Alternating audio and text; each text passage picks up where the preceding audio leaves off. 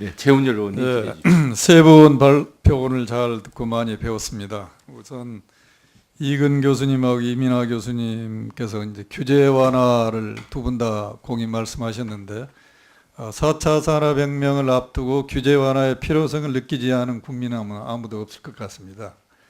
그런데 왜 이게 잘 안 되느냐? 아까 여러 의원님들이 이 혁신 벤처기업이 성장하는 과정에서 M&A가 활성화되어야 되는데 이것도 대기업이 하게 되면 또 대기업에 대한 부정적인 여론 때문에 좀 안 되고 그러잖아요. 그래서 제가 이제 보니까 결국은 한국만이 있는 재벌이라는 고유한 기업의 행태, 이거가 가져다 준 순기능도 있지만 지금 여러 가지 이제 역기능들이 많이 나타나기 때문에 규제 완화를 하게 되면은 그 구도가 더욱더 심화될 수도 있다. 이러한 우려 때문에 그런 것 같아요.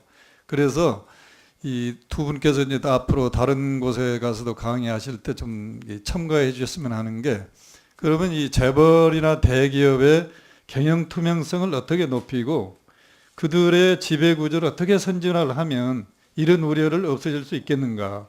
이게 이제 저희들이 보니까 이제 상법 개정안과 공정거래법 개정안입니다. 그 상법 개정안을 보면은 여러 가지 이제 그 기업의 경영 투명성을 강화시키는 장치들이거든요.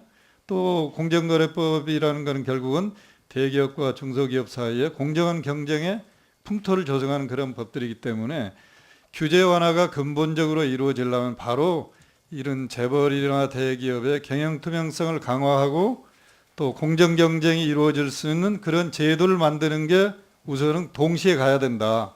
그래서 제가 이제 주장하는 거를 이제 규제 그 빅딜이라고 주장하는데요. 이런 내용에 대해서 혹시 이제 공감하시면 앞으로 우리 이민하 교수님도 어디 가셔서 하실 때 오늘 내용에다 그걸 첨언을 하시면 뭐 훨씬 더 설득력이 있지 않을까 싶고요. 또 이근 교수님이 이제 여러 가지 그 벤처가 성장하는데 이제 엑시트 문제 많이 지적하셨잖아요. 양도소득세나 이 법인세. 왜 비상장 기업에 양도소득세가 부과되고 상장 기업은 없느냐? 이거는 이제 과거에 이것도 경영 투명성 장치를 위해서 가능한 상장을 유도하기 위해서 처음부터 아마 출발이 그렇게 된 게 아닌가 싶어서요. 그런 배경을 좀 이해하시고 양도소득세하고 이 법인세 정도 면세를 해주면 이 중소벤처기업의 엑시트가 활성화될 수 있다고 생각하시는지 잠깐 한 말씀 해주시죠. 네. 네, 최원님 말씀하신 대로 아주 정확히 지적하셨듯이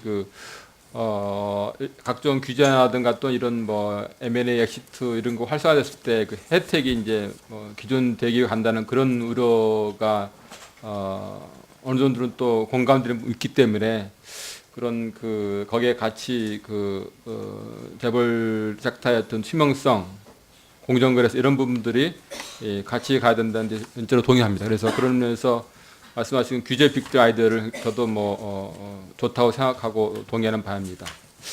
그리고 벤처기업 활성화는 어느 하나가 가장 큰 효과가 있다 말하기 어렵고 지금 정부가 하고 있지만 여러 가지 것들이 다 이렇게 돼야만 될 것 같은데 저는 요번에 좀 더 긍정적인데 최근에 보니까 2000년대 초반에 벤처업이 일어났을 때 했던 각종 환경을 다시 한번 다 지금 복원해서 많이 하고 있더라고요. 그런 면에서는 좀 긍정적이고 이런 조치들이 다 이제 같이 물려들어질 때 중소벤처붐이 다시 한번 불 수 있을 거라고 생각하고 그런 면에서 4차 혁명 이 시기의 도래가 그런 붐을 다시 불러올 수 있는 큰 어떤 기회인 것 같고 이걸 한국에 놓치지 꼭 않기를 좀 바라는 차원에서 몇 가지 말씀드린 것입니다. 네. 최영기 교수님, 이제 여러 노동개혁 강조하신 것 전적으로 동의하고요. 궁극적으로 임금이 자기 기능을 하도록 만들어주는 게 해법이다. 저도 평소에 그렇게 생각합니다. 그런 차원에서 앞으로 이제 4차 산업혁명 시대의 노동의 행태를 보면 사실 정규직이냐 비정규직 그렇다고 그러면 교수님은 지금 동일노동, 동일임금 그런 개념 말씀하셨는데 저는 오히려 한 발짝 더 나가서 동일노동 공정임금의 체계로 가야 되지 않을까. 똑같은 일을 직무 분석이 잘 전제되어 있다면 정규직과 비정규직이 똑같은 일을 할 때 사실 비정규직은 훨씬 더 리스크가 높잖아요. 거기에 대한 보상이 더 커야 된다. 그렇다면 오히려 정규직보다는 비정규직의 임금이 더 높은 체계로 가는 것이 고용의 행태도 취업자가 선택하게 만들어주는 겁니다. 지금 문제 우리나라의 문제는 사용자가 임금도 적게 주고 쉽게 해고할 수 있기 때문에 비정규직을 양산한 게 아니겠어요? 그래서 이런 동일노동 공정임금 체계에 대해서 좀 한 말씀 해주시면 좋겠습니다. 예, 그렇습니다. 실질적으로 그 기업 내부 노동 시장에 들어가면 임금 이외에 여러 가지 프린지 베네핏이 있기 때문에 사실은 기업이 부담하는 노동 비용으로 따지면 겉으로 드러난 임금보다 훨씬 더 많은 비용 부담을 하고 있거든요.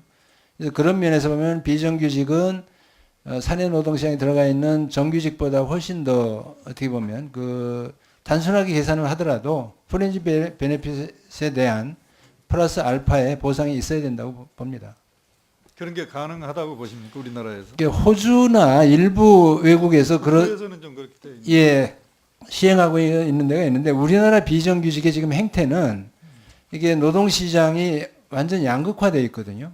대기업 정규직 노동 시장은 기업 연공주의 내부 노동 시장에 묶여 있고 비정규직은 그 내부 노동 시장에 못 들어간 인력들이란 말이에요. 그래서 일부 전문직에 한해서 그런 현상들이 나타날 수가 있는데 대부분의 비정규직들은 어떻게 보면 그 단순 직무, 그래서 직무형 노동시장이라고 보여집니다. 그렇기 때문에 실질적으로 이 사람들에 대해서 임금 체계도 없고 경력 개발 프로그램도 없고 어떤 인사관리가 제대로 되고 있지 않은 자유방임되어 있는 그런 인력들이 비정규직으로 묶여 있거든요. 그래서 이들에 대해서는 우선적으로는 기본적인 노동시장의 인프라를 제공해 주는 게 더 중요하다고 봅니다. 임금을 이렇게 표준적으로 책정해 줄 수 있는 그런 기준을 제공해 준다든가 아까 말씀드린 대로 그 대기업 정규직들이 누리고 있는 산전 산후 휴가라든가 뭐 이런 것들을 누릴 수 있는 그 실질적인 혜택이거든요. 그런 것부터 갖춰주는 것이 굉장히 중요하지 않나 이런 생각입니다. 네, 최운열 의원님 수고하셨습니다.